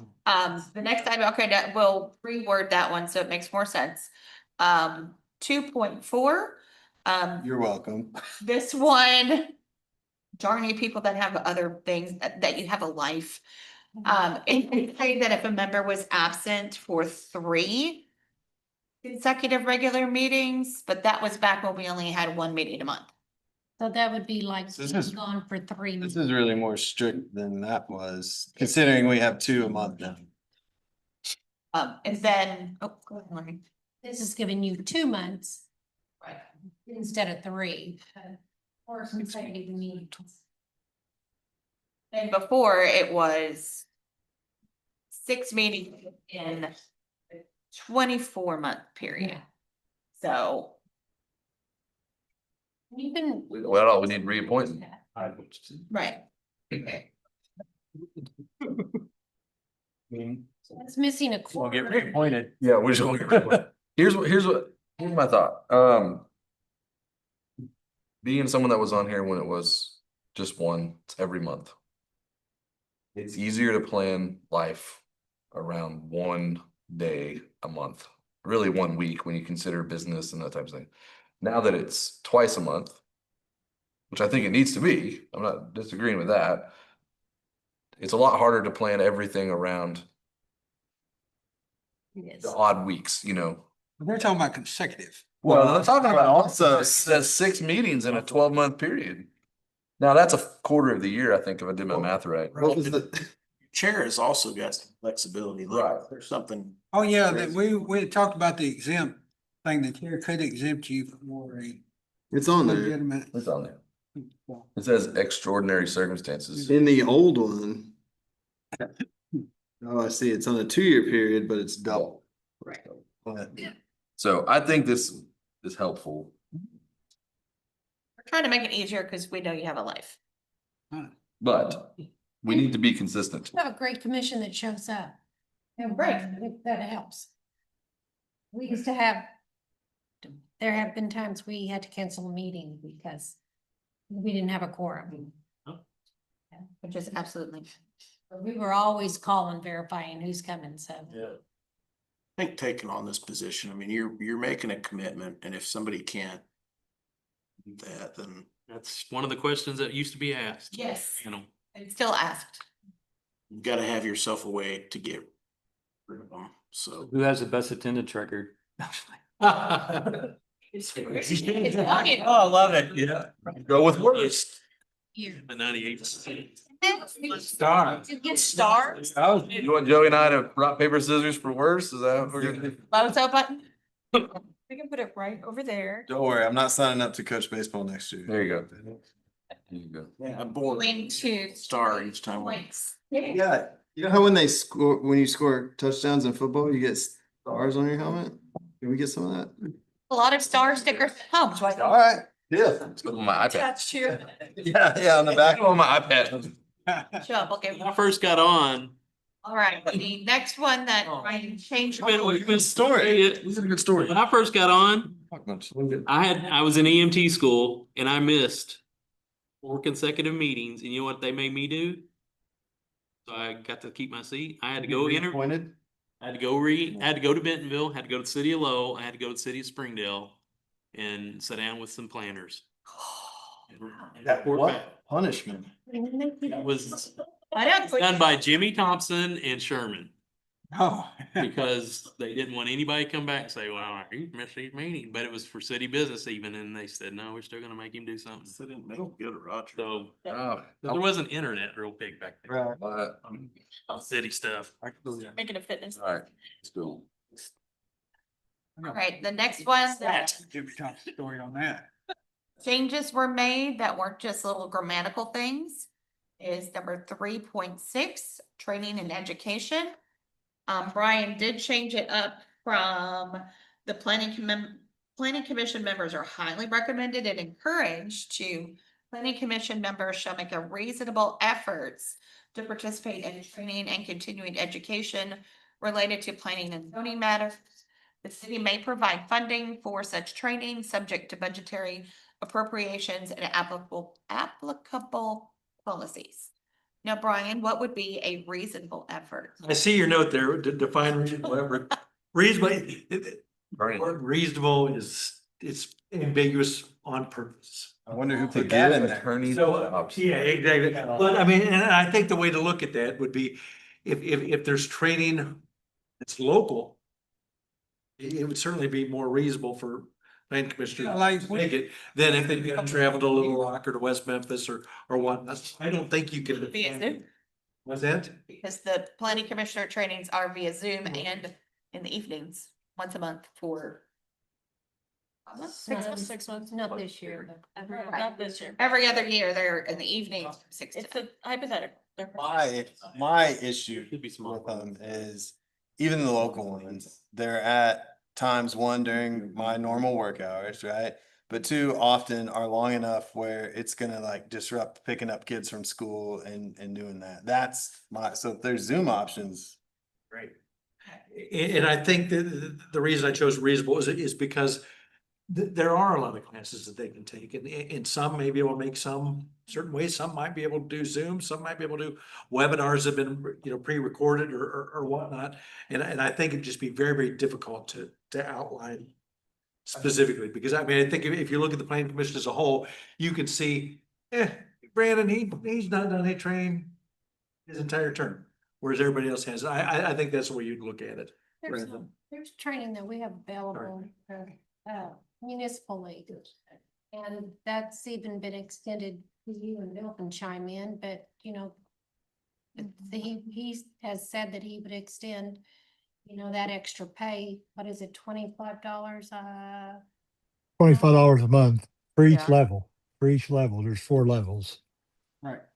And we would also, some of those cost money, the city would pay for those classes too. So those are self-paced online. Yeah, and I think maybe looking at different types of training could be beneficial too. The ACES, municipal league training. Which is self-paced. It's self-paced and online, that there's not as much of that one that deals with planning specific. It's Like planning official, or it's. it's like city government kind of things. There is part, right? It's hard for me to get on the ones that were in the evening and then they were once a month, like the, what it was easier. Yeah, I think with that, I like that it's not defined like it has to be this training. It kind of leaves it open for different methods, Brandon, like you're talking about. Cool. What's next? All right, the next one. This was a line change for 4.6. all meetings shall be conducted in compliance with the Arkansas Freedom of Information Act, blah, blah, blah, blah, blah, including notice, access, and record equipments. Okay. That's from the attorney's mouth. I know, I was like, that's not the right word, Diane. Sounds great. And then he added these two items. He added 4.10. All decisions shall be supported by findings of fact or required by law, like what you did with the rezone earlier. And 4.11, city staff shall provide administrative and technical support, but shall not vote or participate in deliberations. Because that was not included previously. We could ask y'all to vote. So y'all won't talk anymore. Before that.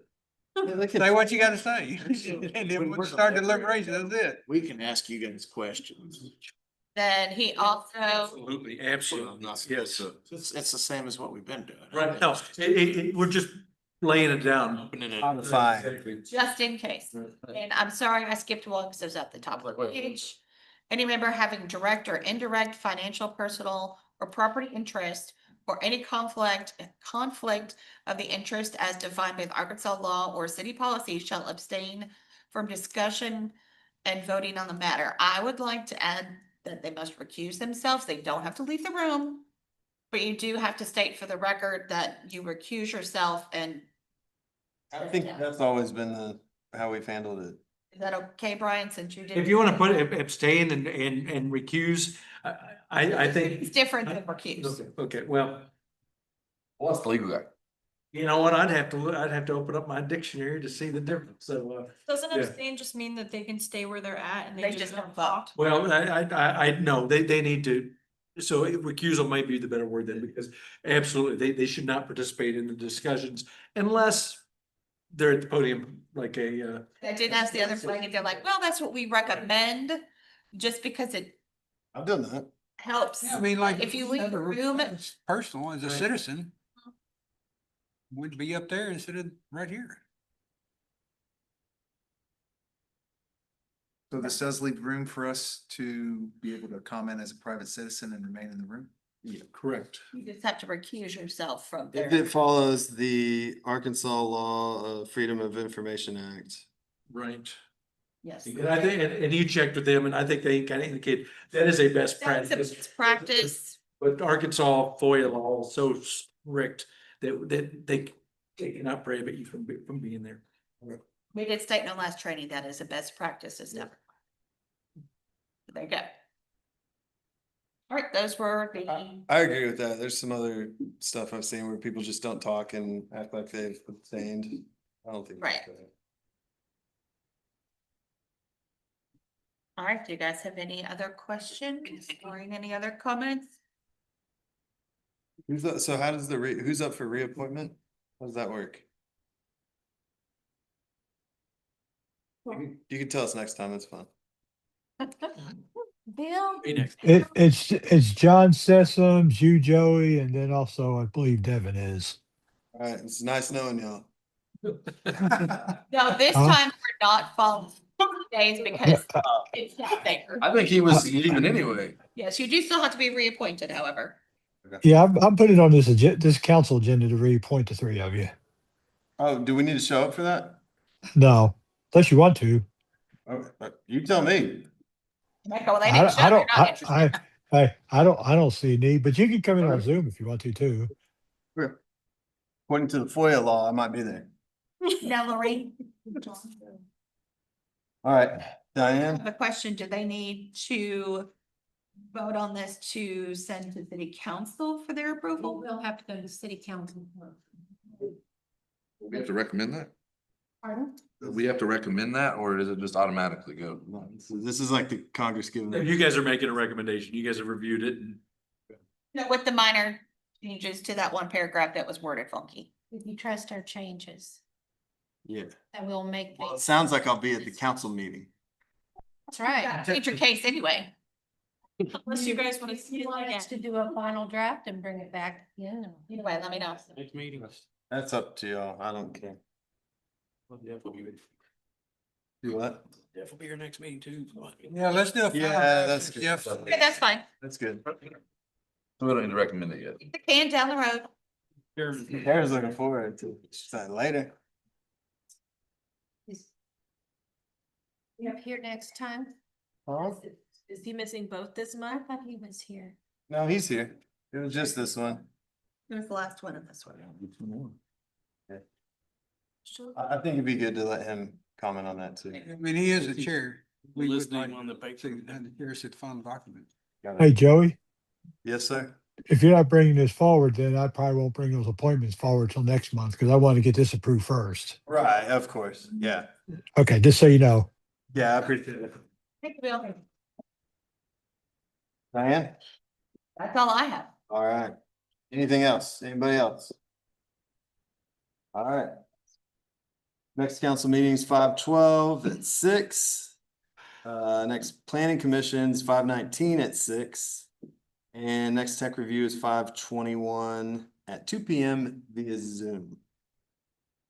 Anybody got anything else to talk about? Nothing? Nothing? All right. I didn't to adjourn.